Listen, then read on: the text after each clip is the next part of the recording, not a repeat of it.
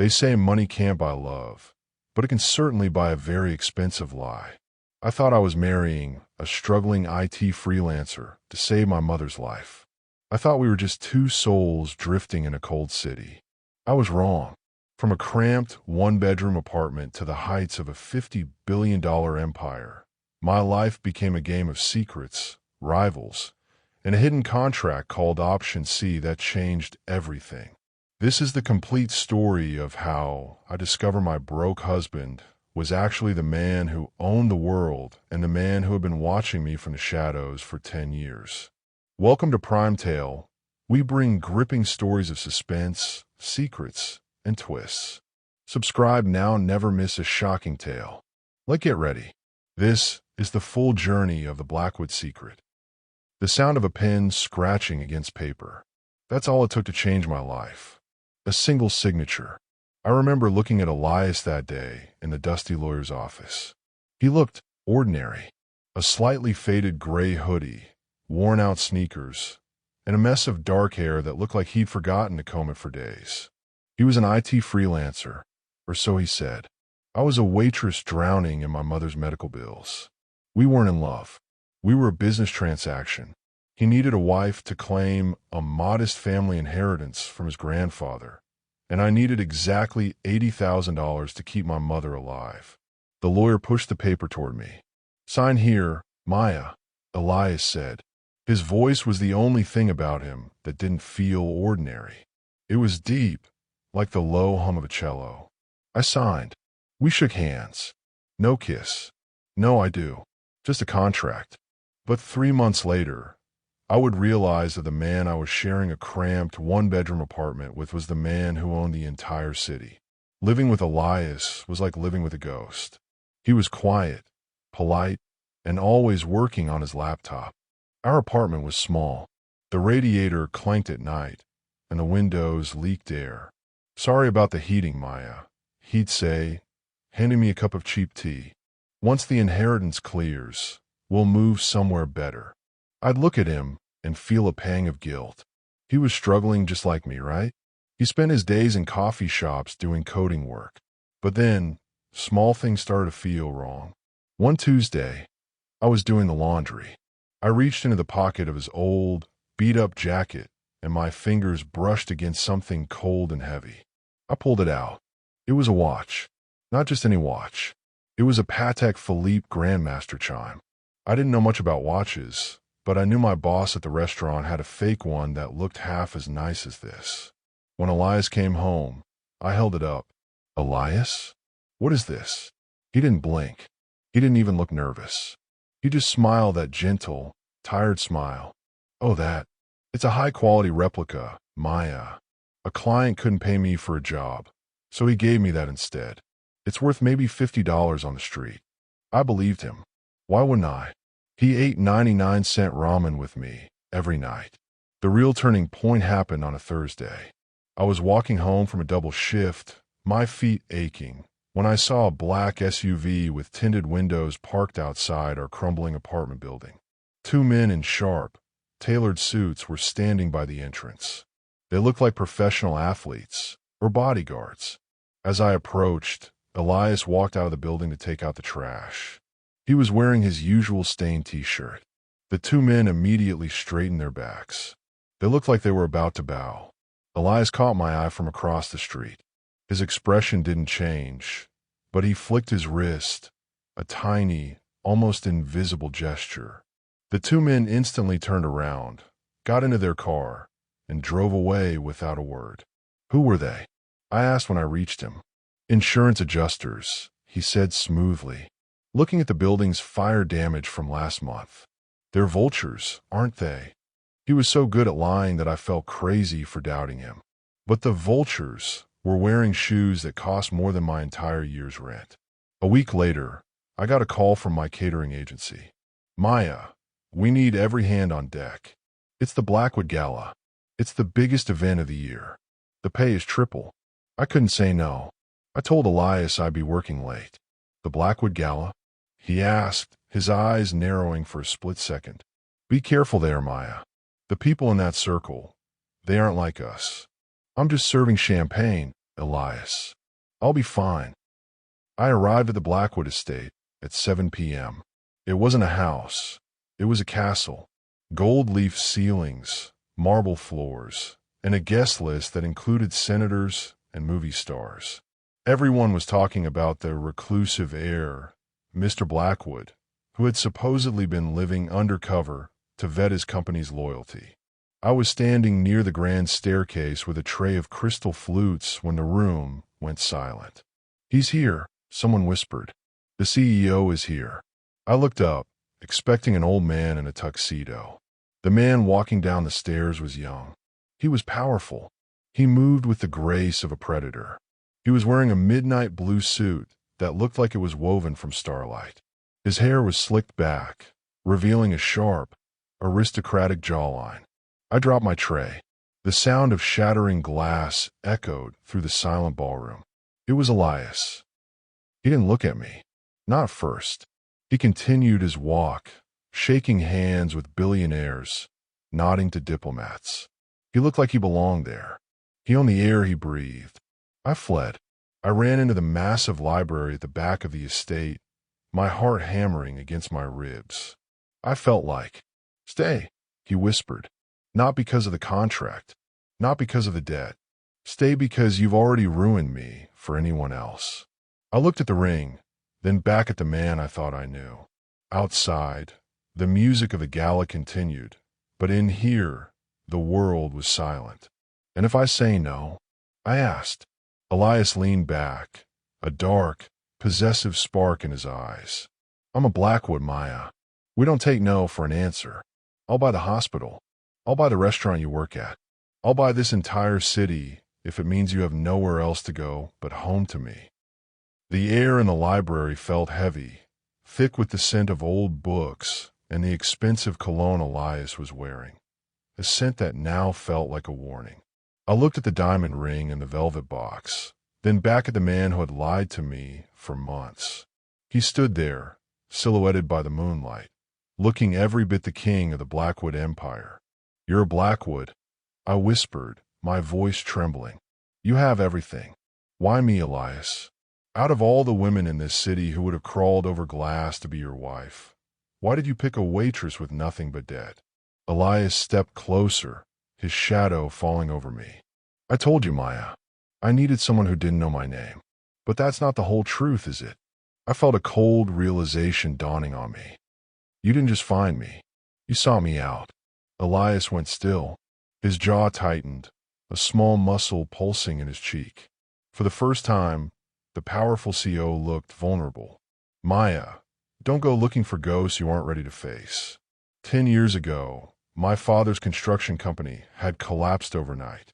He was a good man, a hard worker, but he had been betrayed by a silent partner. We lost the house, the cars, and eventually, my father's health. He died of a broken heart a year later, leaving my mother and me with a mountain of debt and a name that was dragged through the mud." I looked at Elias now, his expensive suit and his cold, calculating eyes. "My father worked for the Blackwoods," I said, the words hitting me like a physical blow. "He was a contractor for your father's estate. When the company went under, the Blackwoods were the ones who took over his assets for pennies." I took a step back, my heart racing. "Did you do it? Did you destroy my father to build your empire?" Elias didn't answer. He turned away from me and walked toward a safe hidden behind a row of leather-bound books. He punched in a code, 0-4-1-2. My breath hitched. "April 12th, I whispered. "That's my birthday." He pulled out a weathered, yellowing envelope. It wasn't fancy. It looked like something a normal person would keep. He handed it to me. "Open it," he said softly. Inside were receipts. Dozens of them. They weren't bills. They were records of payments. Anonymous donations made to my mother's hospital for the last 5 years. There was a deed to our old family home, bought back from the bank and held in a private trust. And at the bottom, a letter signed by my father, dated just weeks before he passed away. "To the young man who reached out when the world turned its back, thank you for protecting my daughter. I know you cannot show your face yet, but knowing she will be looked after gives me peace. I looked up at Elias, my vision blurred by tears. I don't understand. My father knew you. I was 19. Elias began, his voice rough. My father, the man who ran this empire before me, was a monster. He was the one who sabotaged your father's business because your father refused to use cheap, dangerous materials in the Blackwood Towers. My father wanted him silenced. Elias walked to the window, looking out over the city lights. I was just a kid, but I saw the files. I saw what he was doing to your family. I couldn't stop him then. I had no power. But I started funneling what little money I had into your mother's accounts. I vowed that when I took over this company, I would make it right. He turned back to me, his eyes burning with an intensity that made my breath catch. I didn't marry you to claim an inheritance, Maya. I invented that, story so you wouldn't feel like a charity case. I wanted you to have a reason to accept the money. I wanted to give you the life my family stole from you. But I ended up falling in love with the girl who made me feel like Elias again, not Mr. Blackwood. The silence in the room was deafening. All the anger I had been holding on to, the feeling of being used, began to melt into something else, something terrifying and beautiful. You've been watching over me for 10 years. I asked, my voice barely a whisper. From the shadows, he admitted. I was the anonymous donor for your surgery when you were 20. I was the lucky break that got your mother into the private wing of the hospital. I thought if I could just fix your life, I could atone for what my father did. He stepped toward me, stopping just inches away. He didn't reach for me this time. He gave me the space to choose. But then we lived together in that tiny, cold apartment. Elias said, a small, genuine smile breaking through his mask. And for the first time in my life, I was happy. Not because of the billions, but because you made me laugh at 2 a.m. while we were eating cold ramen. I don't want to be your secret protector anymore, Maya. I want to be your husband. For real. I looked at the ring again. It wasn't a shackle. It wasn't a contract. It was a bridge to a future I never thought I could have. The IT guy, I said, a small laugh escaping my lips despite the tears. He was a lie, but he was also the most honest version of you, wasn't he? Elias nodded. He's the man who loves you. The CEO? He's just the man who provides for you. You both, Maya. If you'll have me. I reached out and took his hand. His skin was warm, his grip firm and sure. On one condition, I said. Anything, he replied instantly. No more secrets. No more replicas. If you're going to be a billionaire, you're going to have to learn how to be a husband who tells the truth. Elias pulled me into his arms, hiding his face in the crook of my neck. I could feel him exhale a long, shaky breath of pure relief. I can do that, he whispered. I'll spend the rest of my life doing that. As we walked out of the library and back into the glittering gala, I realized my life was never going to be the same. I was no longer the waitress with the weight of the world on her shoulders. I was the woman who had tamed a lion. But as we stepped into the light, I noticed a woman in a red dress watching us from the balcony. Her eyes weren't filled with admiration. They were filled with fire. Who is she? I whispered to Elias. Elias's grip on my waist tightened. My brother's widow, he said, his voice turning cold again. And she thinks that empire belongs to her. The story was just beginning. The ballroom was a sea of gold and silk, but the moment I saw her, the warmth of Elias's hand on my waist felt like it turned to ice. She stood on the grand balcony, swirling a glass of deep red wine that matched her dress, a dress that looked like a drop of blood in a room full of white diamonds. She didn't look away when I caught her staring. Instead, she raised her glass to me and blew a slow, mocking kiss. Elias, I whispered, my heart beginning to thud. Who is she? You said she's your brother's widow. Elias didn't look up at her. His jaw was set so tight I thought his teeth might crack. Isabella, he muttered. She's the most dangerous woman in this city.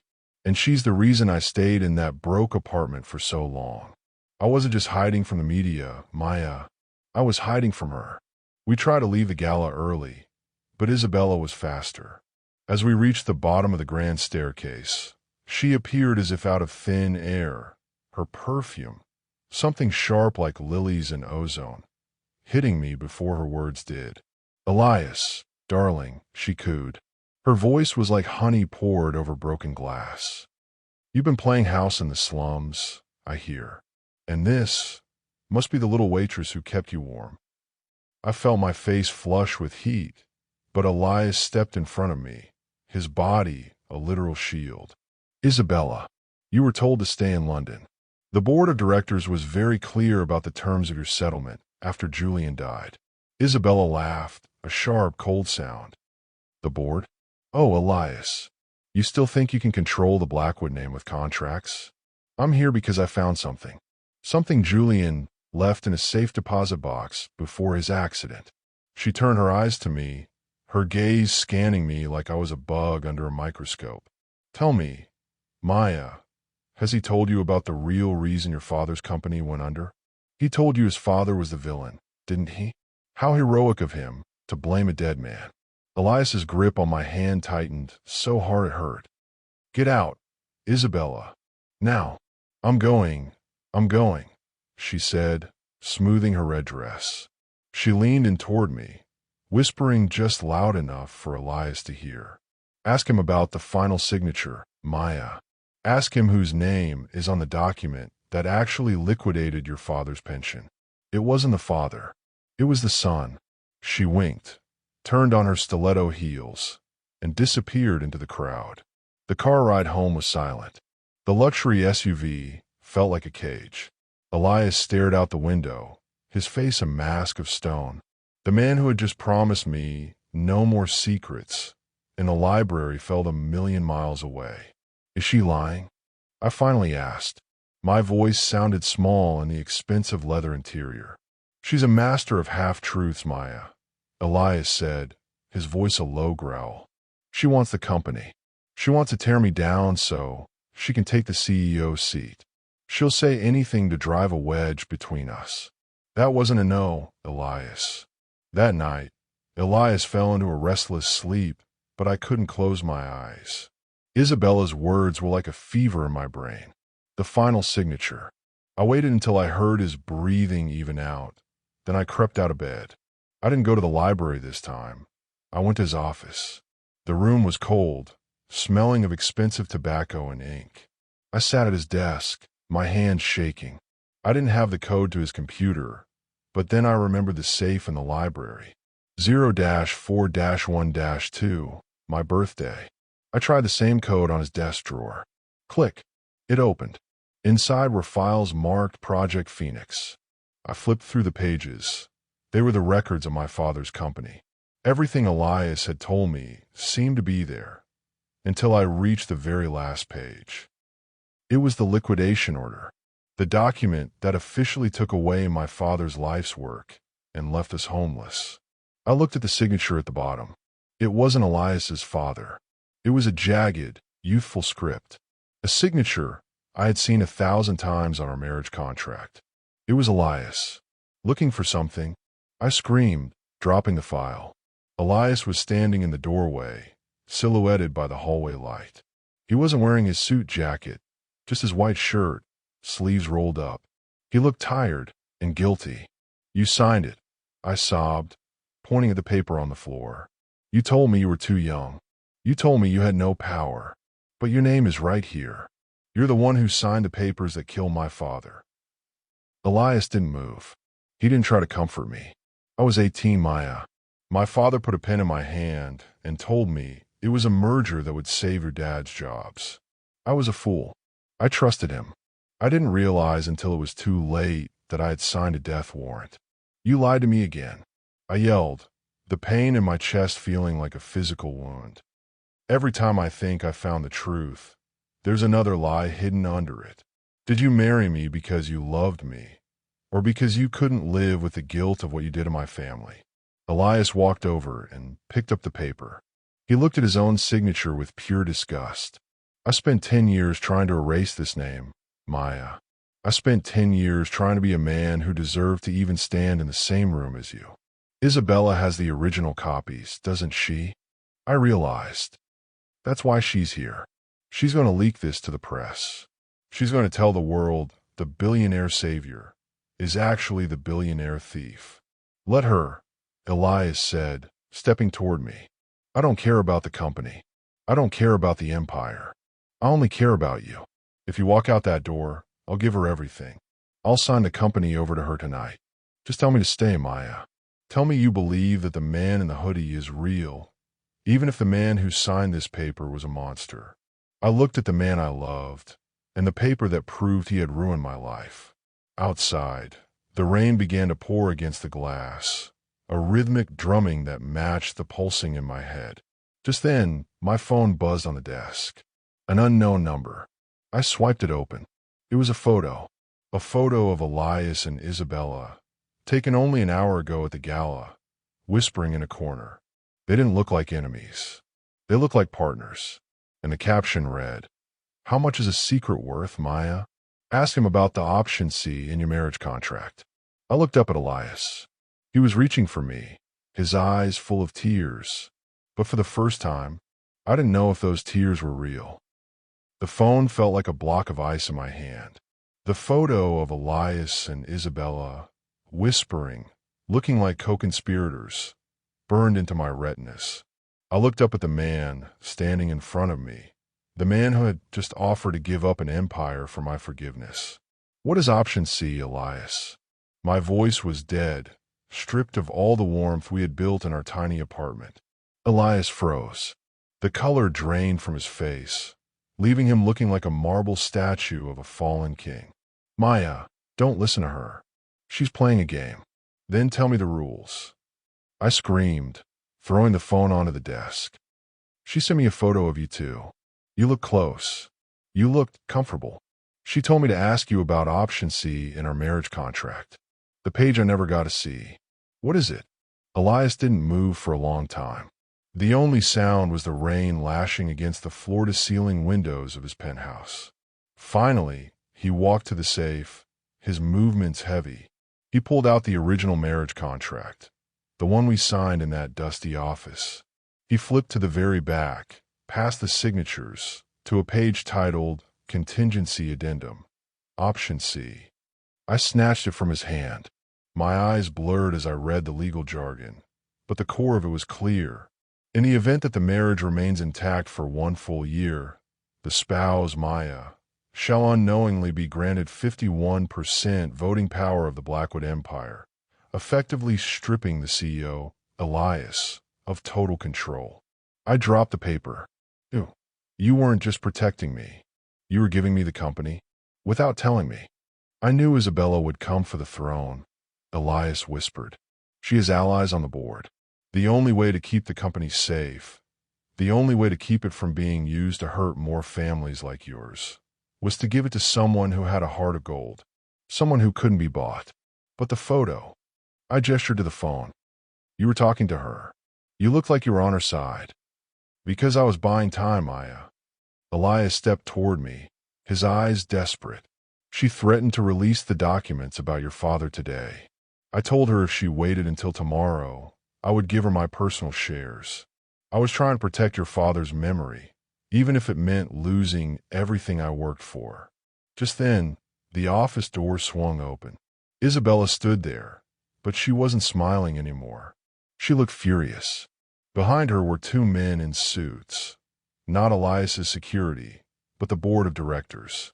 He's lying, Maya, Isabella hissed. He isn't giving you the company out of love. He's giving it to you because he knows you're controllable. He'll be the power behind the throne, using your clean name to wash the Blackwood blood off his hands. The board members stepped forward. One of them, an older man with a gray beard, looked at me with pity.